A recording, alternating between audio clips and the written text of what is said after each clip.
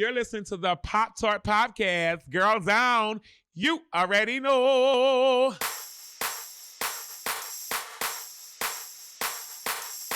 What are your memories of being his space mom? To have a character that means something to them and you're a role model, that I had never experienced. Children need to feel that someone believes in them. When I went to my first foster home, I came into the door and your face was on the TV. I think we want to start to live more of the Star Trek creed in our everyday lives. Hello. Hello. And welcome to Poptarts. Me. I'm Emily Rems. I'm Callie Watts. We're both editors of Bust Magazine in New York City. We love talking about pop culture. We love talking to you about pop culture. And today's guest is absolute sci-fi royalty. Gates McFadden is best known for playing Dr. Beverly Crusher on Star Trek: The Next Generation, both on TV from 1987 through 1994 and in 4 feature films. Before that, she was working with Jim Henson as a choreographer and directed the choreography and puppet movement for Labyrinth with David Bowie. For many years, she also taught in university theater departments, including at the American Academy of Dramatic Arts, Brandeis, Harvard, Purdue, Temple, University of Pittsburgh, and USC. After Star Trek, she was the artistic director of the Ensemble Studio Theater in Los Angeles and started appearing alongside her former Star Trek castmates at fan conventions starting in 2014. Now, she's hosting a riveting podcast series called Gates McFadden Investigates, Who Do You Think You Are?, in which she has totally unexpected conversations with members of her Star Trek family. I cannot wait to talk to her all about it. Welcome, Gates McFadden. Yay, you're here. Yay, I'm here. Hello, how are you guys? It's good to see you. Good to see you. It's so good to see you. I would like to begin, if you don't mind, by asking you about your origin story. So please, if you could, fill us in a little bit on where you were born, what your early life was like, and how you found your way to the role of Dr. Beverly Crusher on Star Trek: The Next Generation in 1987. I was born in Akron, Ohio. I'm a Buckeye. And I grew up mainly in Cuyahoga Falls, but Akron was like 20 minutes away. And I did a lot in the Cleveland area. And Cleveland was a thriving city at that time. It was the rubber capital of the world, Akron was. And we had blimps and Firestone, Goodyear, Goodrich. I mean, it was like anything rubber, you know? So I loved it. I grew up in a tiny, tiny apartment that I slept on the couch with my brother for years, you know, and we walked to school. And there really weren't any girls in my neighborhood. It was all boys. If only I had been a tomboy, but I really kind of wasn't. Uh-huh. And I mean, you know, I'd have to learn how to do the snowball fights and do everything like that. But I really liked to play with the boy who lived in the apartment downstairs.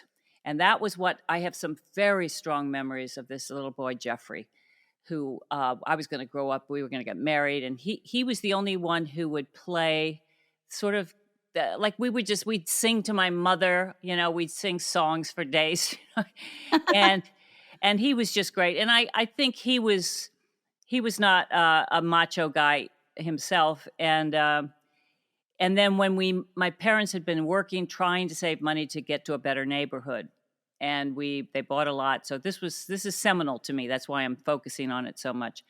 And we bought a lot and they built a house themselves. My mother laid the floors. My dad, I mean, we were 30 years we built this house. But when the 2 weeks after we moved, my friend Jeffrey was hit by a car and died. And that was tough because it sort of was like, that passed, that whole thing was gone. And then I sort of had best friends who were girls for a while because I think it was a very, he and I had a great relationship. I just remember he was my playmate when I was little. You know, I had a brother, and he was a playmate too, but he was older and he was bullied by the older guys.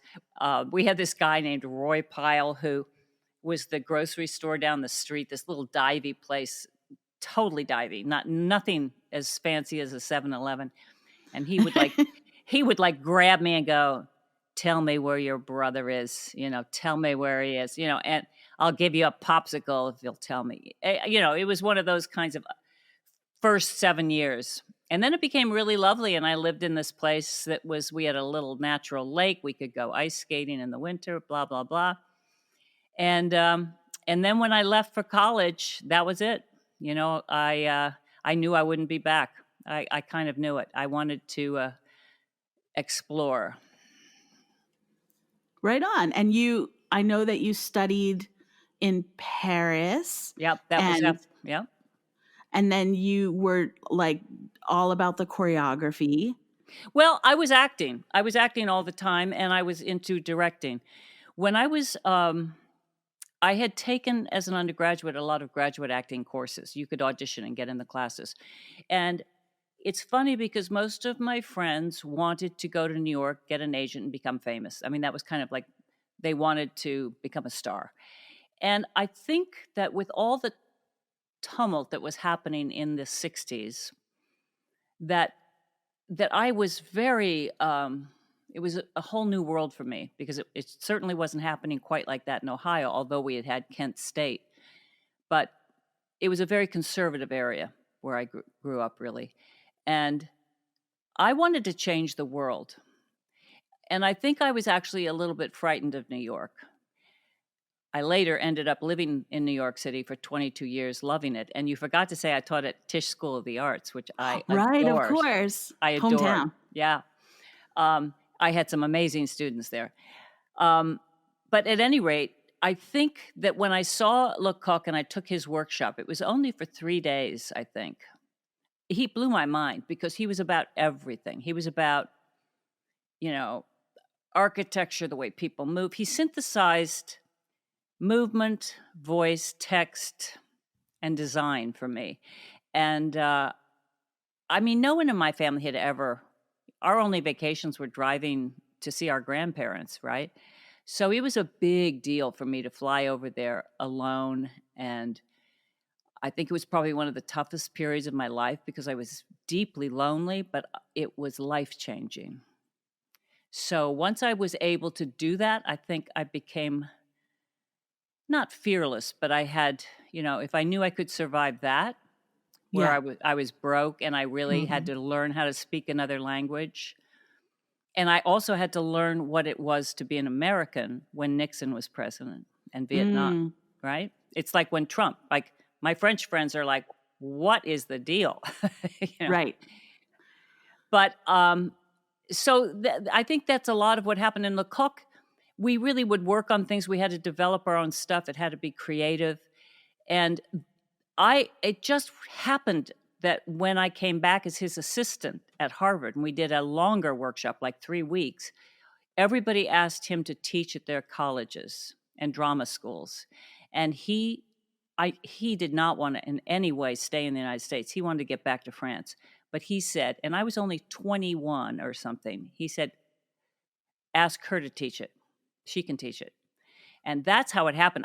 If I had applied for jobs in these theater departments, I never would have gotten them, as a woman and all of that. But as the fact that he had said, go with her, that was the recommendation. And so it was like that instead of waitressing, basically. It was like, okay, I'll see what I've learned. I'll see if I can teach. It took me a long time to actually become a good teacher.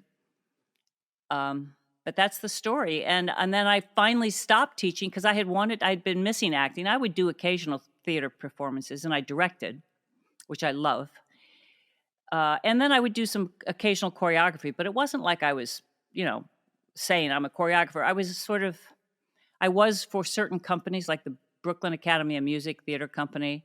We had an artistic director, David Jones, was from the RSC, and he had watched some classes that I was teaching at Brandeis, and he said, "Would you come to New York and direct, do movement for our company?" But see, I could commute at that time. They had that 1-hour Eastern shuttle from New, and you could get there. This shows my age. you could drive and get there 30 minutes before your flight was leaving, park the car, get to the gate, and get on the plane, and you could buy your ticket on the plane and still have a drink. That's Just saying. amazing. Before we dive into Star Trek, what can you tell me about your life as a choreographer, specifically working alongside Jim Henson and working with David Bowie on Labyrinth? That must have been so amazing. Well, David Bowie is one of my, favorite stars. I think I was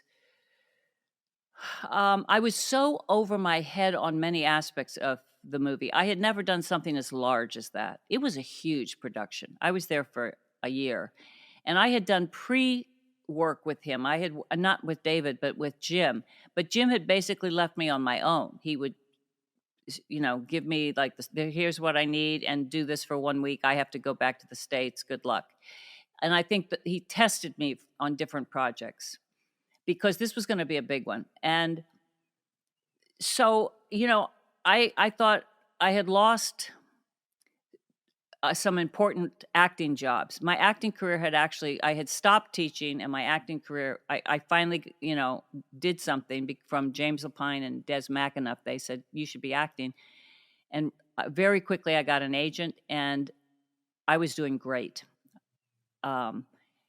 It was happening for me. And then I had an accident, a ski accident, and I lost all of my jobs. I mean, I lost them. I was going to be in Woody Allen's Hannah and Her Sisters. I was shooting something on a soap for 2 months, and then there was another thing, and I'd been tested for something with De Niro or something. I don't know. And then I just kind of, and Jim had kept grooming me for this, but he never told me what was happening. But he said, oh, you can act the part of Jennifer Connelly's mother if you come and do this project. So that's what decided me. I said, okay, I'll do all the other stuff and that.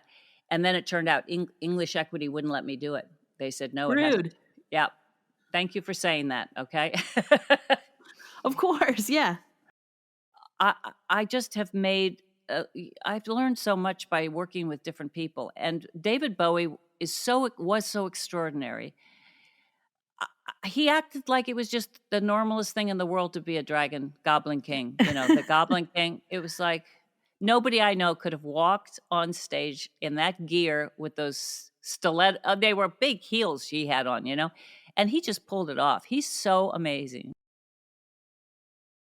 So moving on to Star Trek, your character was critical to the long soap operatic arc of Star Trek The Next Generation because Dr. Crusher was the aptly named crush of the ship's captain, played by Patrick Stewart, and that chemistry could not be easily duplicated. However, you were fired from the show after 1 season. From what I understand, it was for speaking your mind about some of the racism and sexism that you observed being written into the show. And then after a lackluster 2nd season, you were somehow convinced to return for season 3, and you stayed. Can you walk me through what you were observing in season 1 that made you speak up? I think it's really amazing that you did. And what your thought process was upon leaving and then returning. Well, I mean, first of all, I was told by somebody very recently, Gates, you weren't fired. Your option wasn't picked up. Well, oh, I see. To me, that was sort of the same, but whatever. It was just a brutal lesson about Hollywood. I think I had come from academia and New York theater where you would speak up about things and everyone just wants to make the play better and you would solve it, together. But there's a major political structure and hierarchy. And it also was a very male production team, I would say, even though we had a couple women on it. It was not like now, which is much, much better, much more inclusive. So there were just certain things like, when we'd go to a planet where there's all these women and the first thing that happens is they fall in love with the strong male guy. I mean, I'm like, oh, come on. Stuff like that. I said, that's just absurd. It's embarrassing. It's not what, right? They have a little bit more. I mean, I like Riker too, but come on, right? So it was just, it was stuff like that. And I also, There was one. It was one writer in particular. The others I was fine with. It was just he definitely saw women, especially the mother of Wesley Crusher, I think in a particularly limited way for me. I have raised a son who's now 30, and we for his whole life we talked about everything. I mean, we would talk about philosophy. We would talk about, we'd analyze books and movies and whatever, as well as human behavior. And we'd have very, very deep and profound conversations. And I said that there's never that. Any profound conversation he has with one of the male characters. And I said, I understand how it's important that he has a strong male in his life. I get it. But he also sometimes should be tempered by talking to his single mom, that kind of thing, or having an appreciation. We could have been doing actual research more, which I think, certainly that's how my son as a composer, and that's how I do. I'll throw ideas by him if I'm directing something or whatever. And that's what I had complained about. And I think it really was not the way he wanted to see the character. So that's what happened. And it was a shock to me.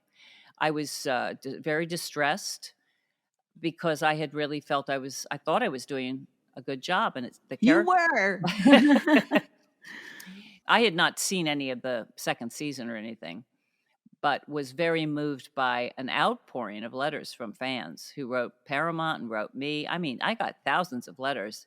And that was the first time that I actually understood the power of fans. And that was the first time I understood that people could actually like your character that much. Because you don't, when you're in a smaller theater, like you just don't have that feeling. It's a different thing. But to have a character that means something to them and you're a role model, that I had never experienced. That was the beginning of my understanding the power of the show, which I think is a tremendously important show. And I know that from the fans I've met. The enduring popularity of Star Trek has so much to do with looking towards the future and imagining what a more evolved version of ourselves might be, which is why there's so many different fans, because the future is so multifaceted. It contains every part of our lives. And so people focus on the part of the future that's the most interesting to them. And so there's just this endless fandom around it. The aspect of the franchise that I'm most keenly aware of, and you've already touched on it, is how the writers imagine what a woman's life might be like in the distant future. Right. In terms of Star Trek, we've come a long way from the great Nichelle Nichols playing Uhura in a mini dress in 1966, all the way through to the amazing Sonequa Martin Green, who's playing Michael Burnham today. She is amazing. Oh my God. I love her. I love her performance. The beginning episode of season 3, and those first episodes, she was tremendous. Yeah. Yeah, definitely. Within that continuum, your character, Dr. Crusher, was created in the late 80s as a single mom raising a son on a starship while working full-time as a doctor and part-time as a sex symbol whenever they decided to write you some sensual storyline like the one where you were seduced by a Scottish space ghost, by a lamp, essentially. A lamp masquerading as a Scottish space ghost.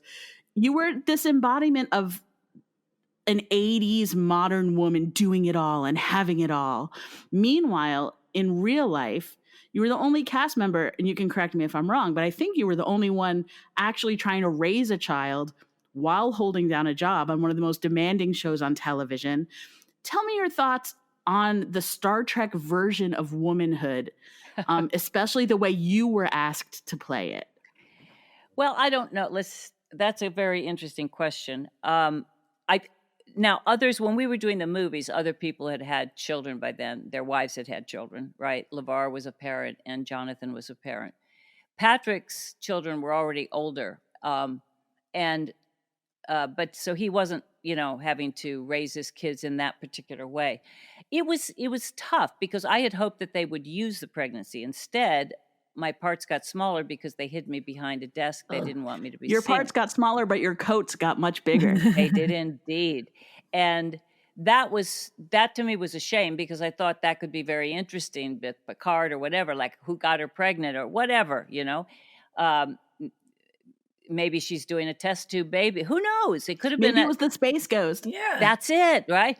So that was too bad, and that was 4th season. And then when I had the baby, so I had the baby like immediately after we stopped. It was planned. On my due date, I started having contractions. It was amazing, and I loved being pregnant. By the way, I have to say, I am not one of those people who had a rough time. My mother had a horrible time, but I did not.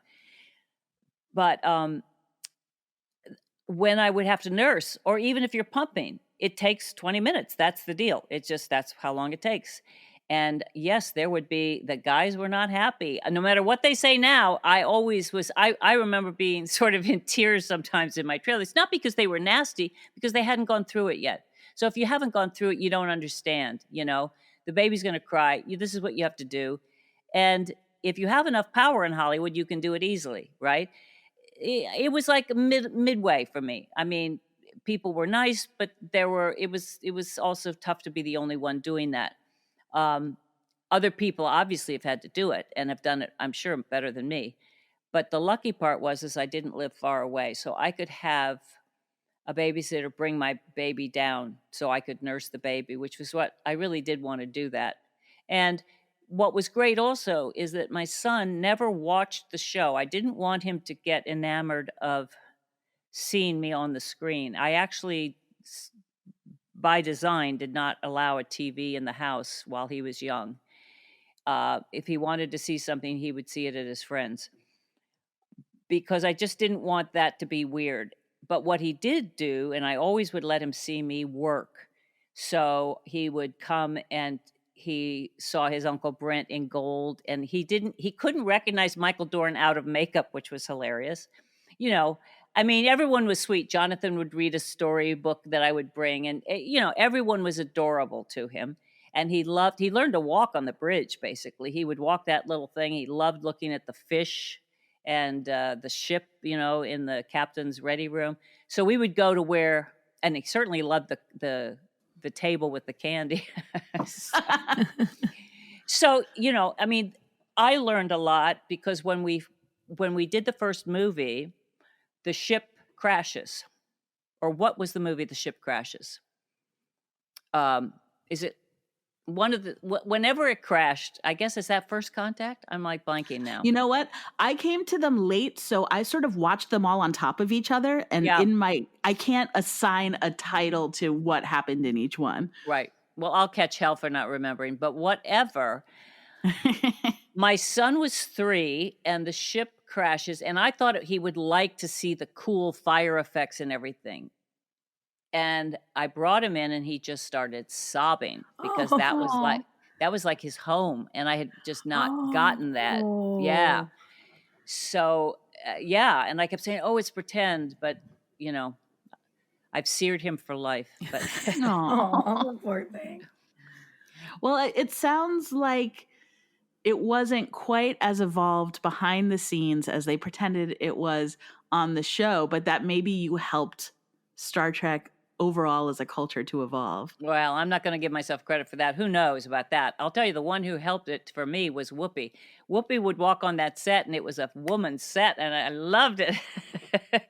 I think it's always whoever seems to have the most power. She was a big movie star, and she's also a remarkable human being. I mean, let's be honest. She's just amazing woman. And so she would be on the set, and I just adored the days that she was there.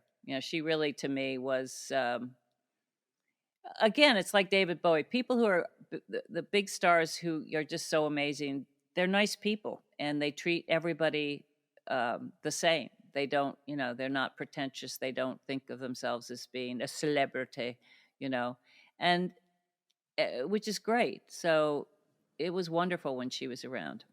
She definitely got to wear the best hats on the show. I know, for sure.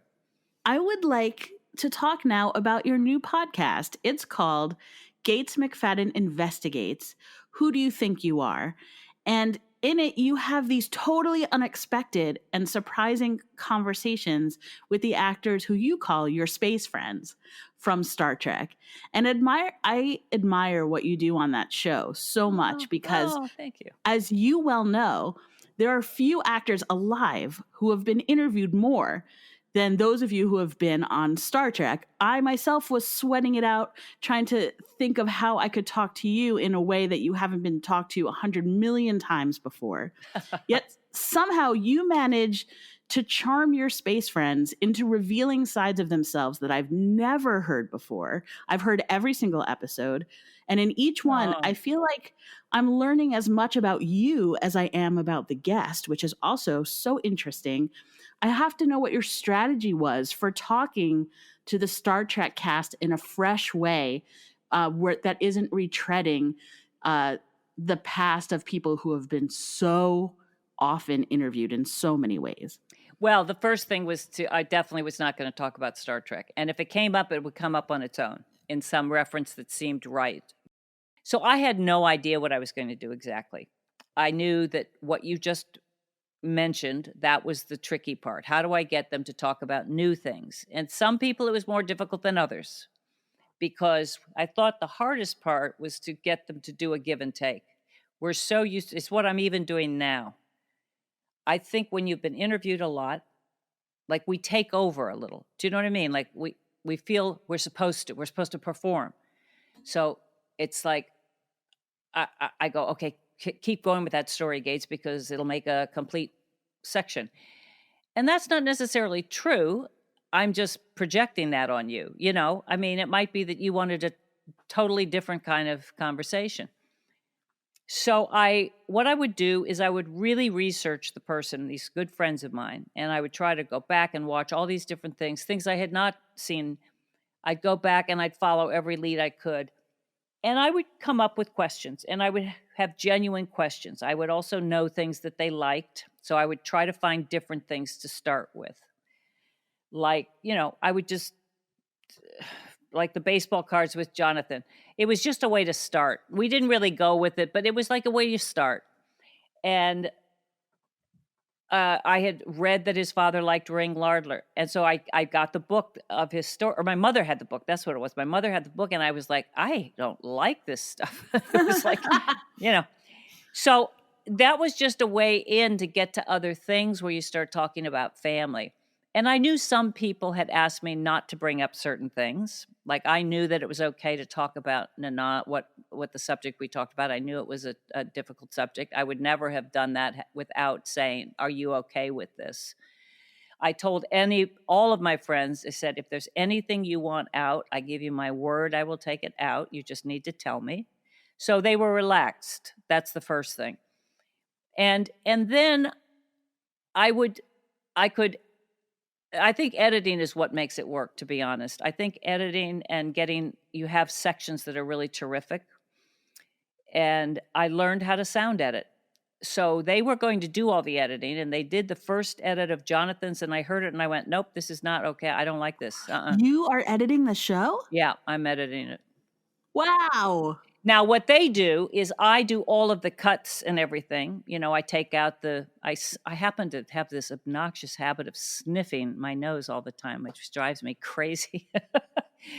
So I try to take my sniffs out to save the audience from that, although they're in there. But, you know, it's things like that. And I just learned how to tighten things up and you know, I'll say, no, take my response out. It's more important what they're saying. Just take, you know, there are things like that I do. I don't change what the whole gist of the conversation is, not at all. But I do edit it. And then when I've done that, and it takes a long time, like I had 2.5 hours of material with Wil Wheaton. And I first edited it down to one show. And I went, no, I've lost too much. And I said, can I make it two shows? And I still had to lose like 40 minutes. I still had to get rid of 40 minutes. So that's where the editing comes in, and it's what you select. Because I'm a director and I know what I like, you know, I know the parts that are interesting to me. And I also leave in some things that I say that I am embarrassed by or whatever. I go, look, you just leave it in, you know, it's just, that's what you said. But they then when I'm finished with that, which takes days sometimes, then they will make the sound richer or something. I don't know what they do, but they do something that makes it all, come together. But no, it takes, I must have spent 2 weeks on Wil Wheaton's, just solid 8 hours a day, 10 hours in the studio, just in this little studio that I made in my house. I don't doubt it, because we make this podcast and we know how long it takes. I'm astonished that you are doing your own editing, because that job is so hard. And you really are a multi-talented individual. Well, my mother always thought so.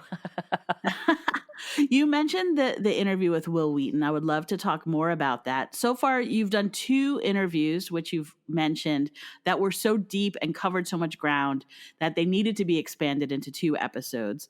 And the first was with your space son, Wil Wheaton. I found that whole exchange between the 2 of you incredibly poignant, especially when he was opening up about how when he was a young teen on Star Trek in the 80s, he had no desire to be an actor. He was being terrorized at home by his stage parents. And you and Jonathan Frakes in particular essentially became surrogate parents to him on the set at a time when he really needed the comforting presence of caring adults in his life. What are your memories of being his space mom, and your thoughts on maintaining that nurturing relationship with him so many years after the show is over? Well, I don't want to give myself too much credit in the beginning, because I think I just treated him as I would like to treat most people who are talented or untalented, just with respect. I wholeheartedly embraced him as an artist, as a teenager. He was 14. I didn't expect him to act like he was 30. I had really loved some of his performances. I thought he was an extremely sensitive young man. I saw that immediately with him. So we would have fun, okay? And I also saw sometimes he was like, oh, gee, I wish I was doing something else. I got that, but it seemed appropriate for the circumstances. I think, I think actually it's become more that we've become closer since time passed, because I put my son through the 14-year-old, which is when I first met William. I understand better what that whole process is of being a teenager. And I'm also genuinely impressed with him as a person, the way he's gone after things that interest him, like the game podcast that he was doing. And, he's had a very interesting life. He's extremely articulate. I think out of all of us, he is the most articulate about the meaning of Star Trek to the world and its importance to him. So I believe in him. And I think he genuinely felt my belief. And I think Jonathan believes in him that way too. And I think that's what children need, to feel that someone believes in them. And that's what, to me, if I've done anything, but it was easy to do, I've given that to him, because I do care about him. I think his wife, Anne, is fantastic. I like her very, very much. And, every time I see them, it's a pleasure. I heard you say in one interview that you had a stalker and you had to sleep with a knife under your pillow for a very long time. And then the most devastating interview you did on the podcast, you've already alluded to it, was when you talked with Nana Visitor from Deep Space Nine about the absolutely horrific, bone-chilling, the way she recounted an incident in which she was kidnapped, she was raped, there was a home invasion that she experienced while she was making the show, and she was targeted because she was making the show. Looking back, do you think the entities who have made so much money off of Star Trek have a responsibility? Can I just say one thing? I don't know that she was targeted because of that. I think she was late at night and she was driving and these guys saw her. I don't think. Well, I thought that she said that because she was an actor, the thought was that she wouldn't press charges because it would ruin her career. I see. In that way, yes, Oh. yes. Okay, right. Looking back, do you think that these powers that be who've made so much money off of Star Trek, do you think that they have a responsibility to better protect the women whose lives are endangered because of the obsessive nature of some of the fans of this show? Does that ever... I mean, maybe that's true, but here's the thing. I don't think you should equate that with what's happened with Nana, although you'd have to ask her for that. Right. Her reason of saying, no, I want to prosecute, that's a whole different thing. But the way it happened, it's like it can happen when you're driving home late at night. I mean, that can happen to any of us. And I think we want to start to live more of the Star Trek creed in our everyday lives. I have grown to appreciate it enormously. When I was stalked, I was teaching at University of Pittsburgh. And I was stalked by somebody who was, I think, mentally ill, but he was obsessed with me and he had a whole imaginary life with me. Brent had somebody who was like that during the show with him. And the guy would drive through a snowstorm 7 states away and knock at the door, and there he'd be. I mean, and, would grab me. I mean, it was like terrifying. And that was early on, and it was before Rebecca Schaefer got killed in her lobby, before there were any stalking laws. And the police were really nice because I called the police several times. I mean, he had done things like, when I was getting my Brandeis job, he had sent postcards to this job I had never started. I was going to move to Boston and start teaching. He had open postcards to the department saying that we were involved and we were lovers and all this whole fantasy thing. And it was just like, what? It was something I'd even never heard of, is this kind of obsessive thing to somebody, where it was made up, but he was certain that we were meant for each other and we had this past together. I mean, he interrupted my class. He put me in the most difficult, quasi-humiliating, like, what do I do here? Do I just call him out? I'm with other people, and he obviously was mentally ill. There's no two ways about it. You wouldn't do that otherwise. So I became very reticent about being in big places and having everybody know about me. It subliminally, I think, had to do with using my middle name and not Cheryl G. McFadden. I thought, oh my God, to do something on TV. I suddenly got a few nights of panic thinking he was going to start up again, because it had just kind of died down. I hadn't heard from him for years, I hadn't heard for about 3 or 4 years. And then all of a sudden I was like, oh God, that's terrifying when they come back. Yeah. So that was why. And I was the last one to do conventions because I was scared. That's really the truth. I didn't trust what was going to happen. And then, people would do things like send naked pictures and drawings and stuff. And I could laugh that off. But then the creepiness of somebody doing it more than once and doing it enough times, and you're sort of like, okay, it's stop. So I think I was very protective for many years with the whole Star Trek thing and at conventions. I think I was I look back at some of my interviews with people and I'm like, wow, you sound like, who are you acting? It doesn't sound like me.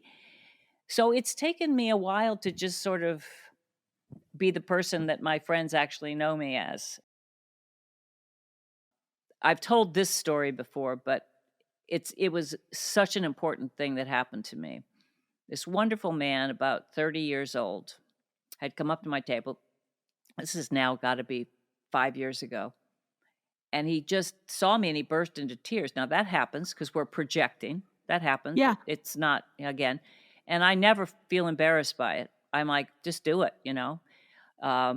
And so that was happening. And he said, I'm sorry, I really swore I wasn't going to do this. But when I went to my first foster home, I came into the door and your face was on the TV. And for the next 9 foster homes, you were the one constant and you were like my mother. Oh. And oh my God, that still gets to me when I even think about it, because just to be, thank God there was a show like Star Trek to have a constant, right? To have something. And he was such an extraordinary guy. He really was. And I was like, wow, I want to bow down to you, because you seem incredibly cool and together for somebody who has had that many foster homes as a child. How difficult is that, right? Yeah. Yeah. I would like to know, Gates McFadden, are you a feminist?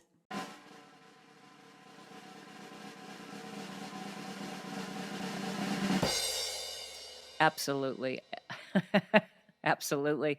With total pride. And I always was. I was in the 60s. I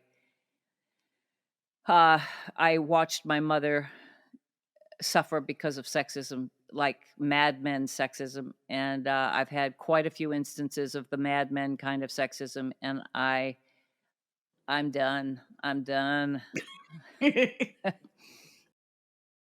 We have reached the final question, the question that I ask all of our guests, and that is a pop cultural question. Whatcha Watchin? We want to know about books and movies and music and television and music videos, anything that you are consuming pop culturally. We want to know about it. Gates McFadden, what you watching? Well, last night I just rewatched. Do you know who Stromae is? Stromae? Yes. Sounds familiar. He's like a gender non-conforming pop star from the future. Right, but he made up his name. His name is Paul van der something. He's from Belgium. He's kind of just like, wow. And he's put 2 albums out. He's probably going to be putting more out, but he's the combination of theater. He does animation in his shows. He's brilliant lyricist, brilliant singer, how he puts the stuff together. His concert that you can see online is so brilliant. I don't even know where to start. So I've told so many people about him for the last many years, ever since, because I go to France. So I knew about him as soon as he hit it in France. He's the one that even Kanye West used, Alors on danse, there's that, okay? His songs are just amazing. And he's like a philosopher and a social commentary person. He's the whole deal. He's what I always wanted to be. He's the living, he's the living artist I always wanted to be. Lost Secrets of Master Musicians, A Window into Genius by David Jacobson, given to me by my son. And I'm telling you, I don't know, the first chapter, which I just finished like last week, is fabulous. So I'm looking forward to this one. A Swim in a Pond in the Rain by George Saunders is a brilliant book. I've loved every minute of it. Like he's a writer, and he tells you read some and then you go, what have you learned by the part you've just read? Mm-hmm. So it helps you if you want to be a writer, because I'm thinking I want to try to write, not a memoir, but we'll see, And I've watched tons of documentaries. I mean, oh my gosh, from Tiger Woods to the Britney Spears to the Woody Allen, and you're just like, oh yeah, wow. There's a lot going on. There's a lot going on, but amazing things. I also saw The Underground Railroad, which I thought was pretty brilliant, I have to say. Oh, I read the book. I'm looking forward to watching it. He's one of my favorite directors. I think he does incredible stuff. And I hadn't read the book, but I was blown away by the surrealism in it, and the story and the acting, and how he takes time. He takes time, which they do. A lot of European directors take more time than we do here. Mm-hmm. Mm-hmm. I think Nomadland did that. It took time. Yeah. Yes. There you are. That's what Thank you so much.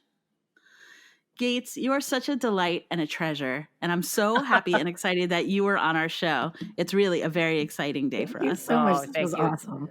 Well, you guys are really great, and you've had great guests, and all the best to you. And thank you for asking me to be on. We are going to take the very briefest of breaks, and when we reconvene, I am going to ask Callie, and hopefully Callie will ask me, what you watching?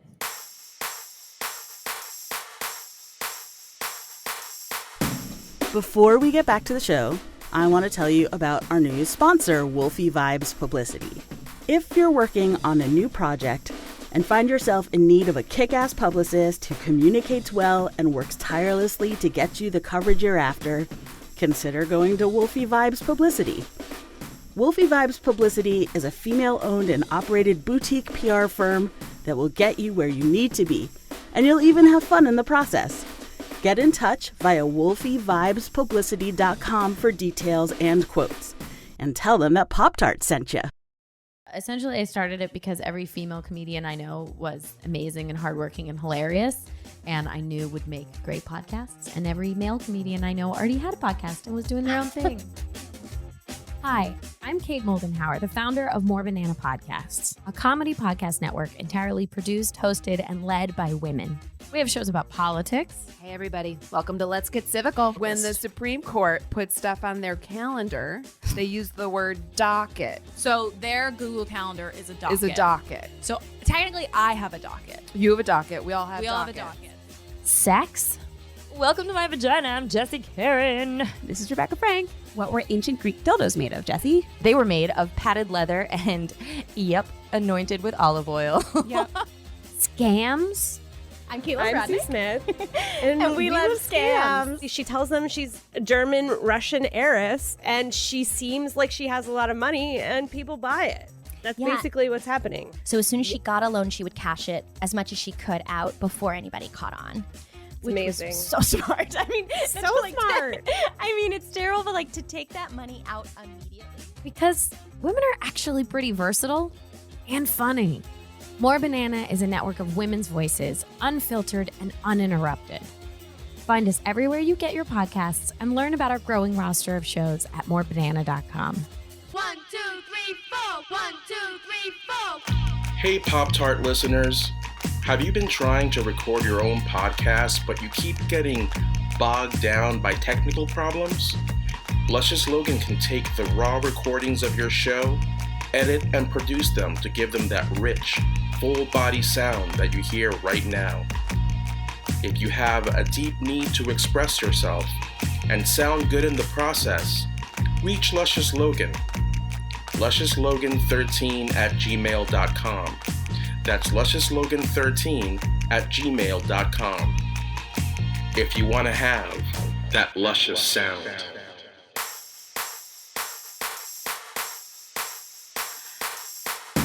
And we're back. Yes, we are. Callie, we talked to Gates McFadden, and I've seen her for so many hours on Star Trek that talking to her, it felt like I was talking to someone who was literally from the future. I mean, you will love that show. I'm not as big of a Trekkie as you are, so you went into the space. You were in your zone.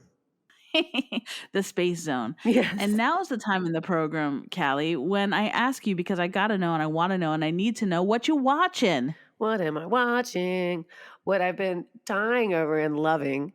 I know you've been watching the Olympics, and Yes. I hadn't been really following. So then I found Kevin Hart and Snoop Dogg's Olympic highlights on Peacock. I've been watching that too. It is hilarious. They're like back and forth banter is so good. Did you see the one where they were watching like equestrian horse jumping or something, and Snoop was talking about the horse crip walking?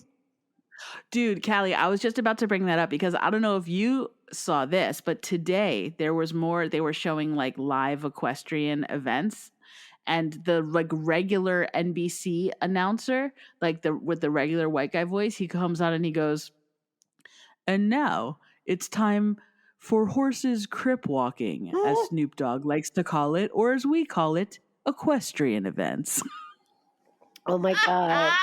It's already in the lexicon. Like equestrian events are now known as horses crip walking because That's of that the power show. of Snoop Dogg. I was just, while I was getting my notes together earlier, was watching the new episode, and they were watching this bodybuilder, just like they're back and forth. And Snoop was like, "Man, he's swole up."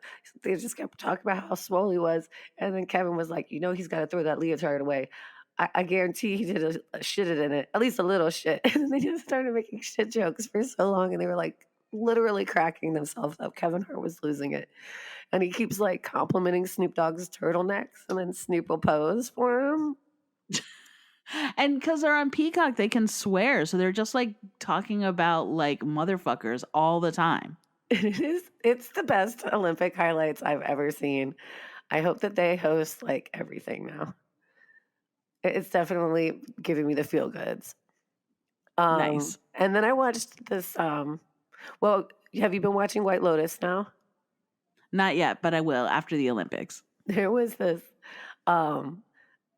episode where the dad finds out that his father had died of AIDS and was gay, and he didn't know this. And he was just like a little in shock. His dad was married. And the daughter was like, why are you, do you think it's like demasculates him? What if he was a bossy bottom? Wait, that's on that show? Yeah, a bossy bottom. I love that term now. So I love that show. Anyway, so that was White Lotus update. And then I watched this movie Gunpowder Milkshake on Netflix. And that is Okay. It's a group of women assassins that have to reunite to save this 8-year-old that's kidnapped. Blah, blah, blah, backstory. But what's really good about it is the fucking fight scenes. You know, I love a good fight choreography. Yeah, I'm not really just like a straight up action movie person, but this one is really, really good. It's got Angela Bassett in it, underused. She does some great kills. The really good kills come like in the second half, but it is really good. Oh, and then the woman that played Cersei Lannister, she's in it too. Mm-hmm. It's really Okay. good. Really fast action. I'm going to rewatch the fight scenes. And then I watched Assassination Nation on Hulu. I thought it was very feministy. I really liked it. I think I was the only one after I read the reviews. But yeah, I know people had mixed feelings about it. it had Harry Neff. Have we had her in Bust yet? That's a good question. I know that we have asked for Hari Neff multiple times, but I don't think she's actually been in the magazine. I could sort of picture it, but then I think I may have just made up the picture in my head. But also Suki Waterhouse and Joe McHale. And this guy, Lucas Gage, who's also in White Orchids. He plays the waiter in that. I love him. Anyway, so it was really good, I thought, because it's like all about, well, there's like some grooming and then some like, there's like a hack leak.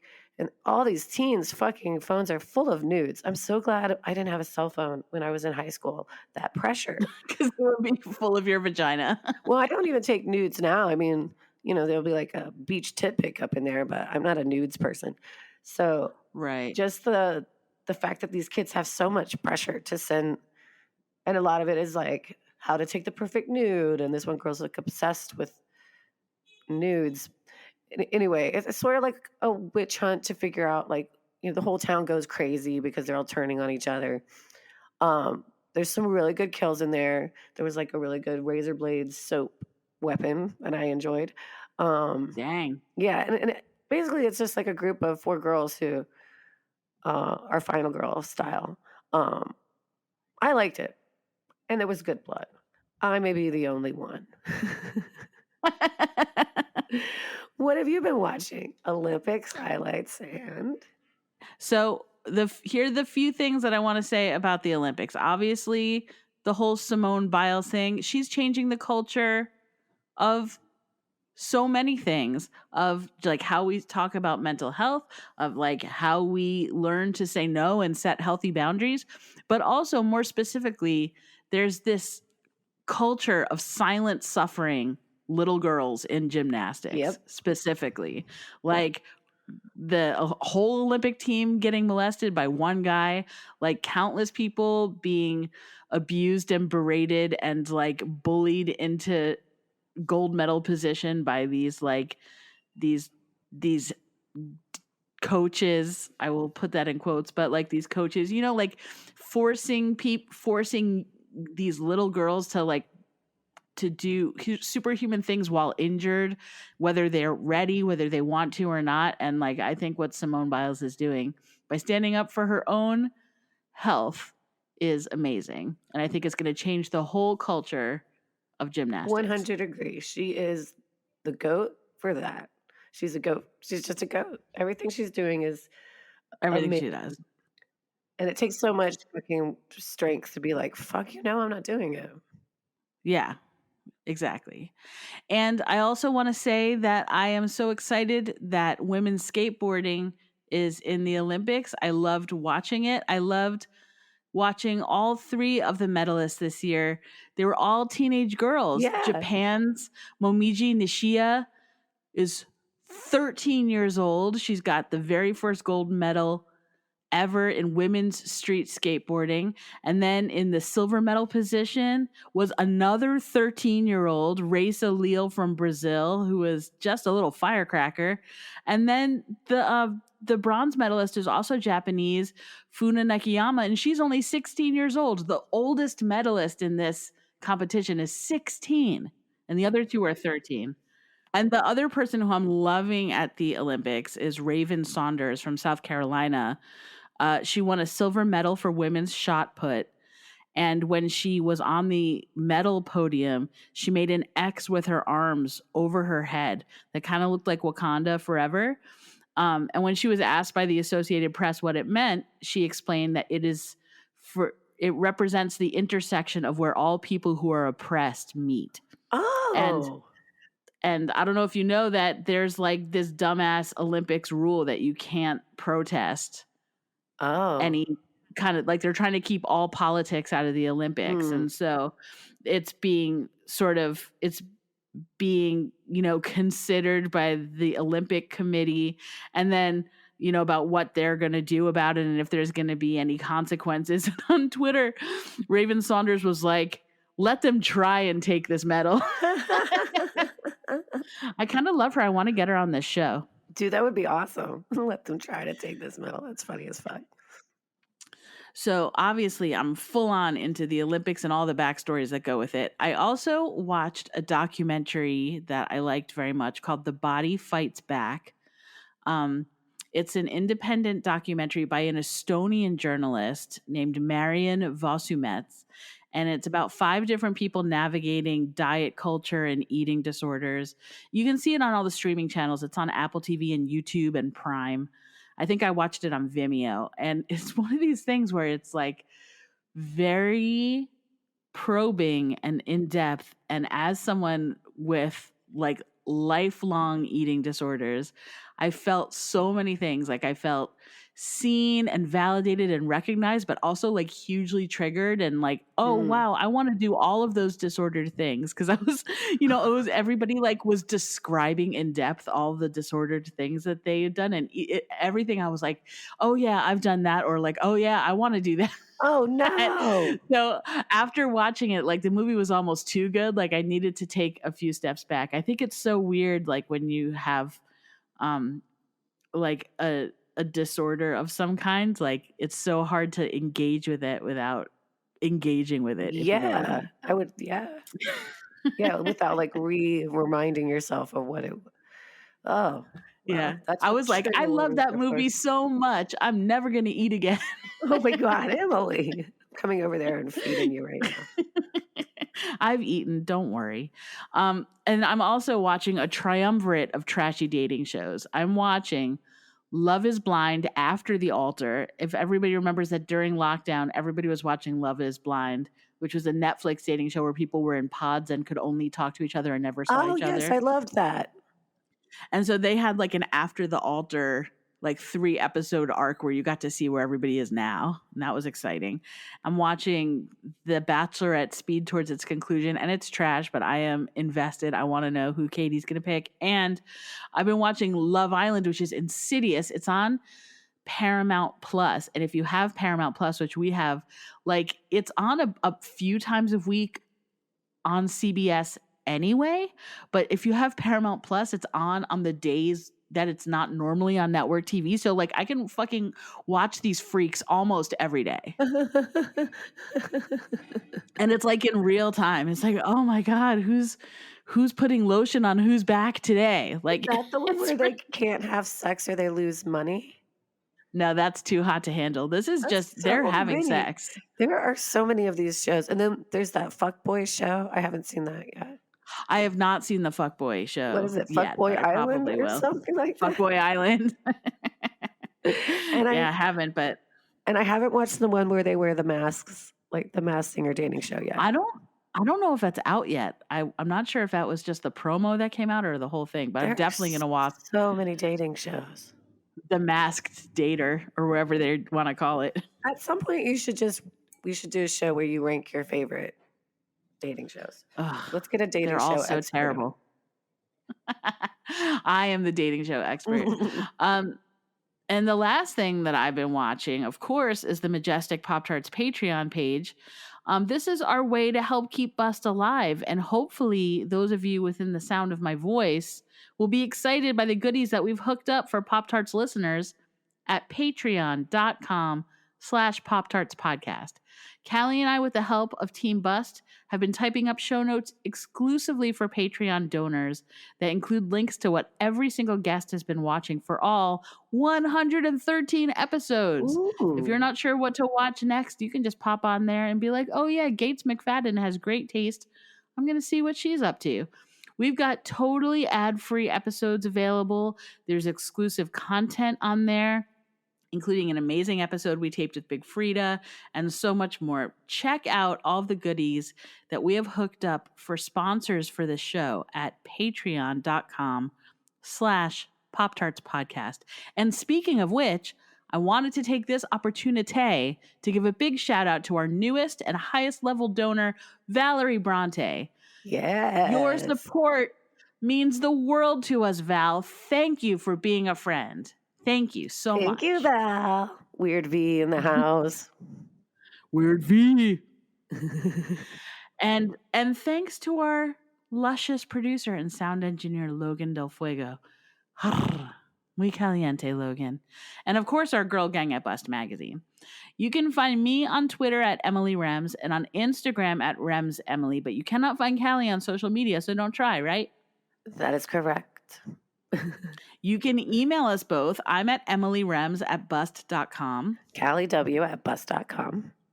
And you can learn more about this show at bust.com/Poptarts.